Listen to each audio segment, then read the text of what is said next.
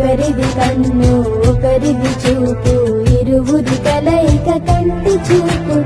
ఒకరిది మాట ఒకరిది భావం, ఇరువురి కదలిక కదిపిన కథ ఇది ప్రేమ ప్రేమ.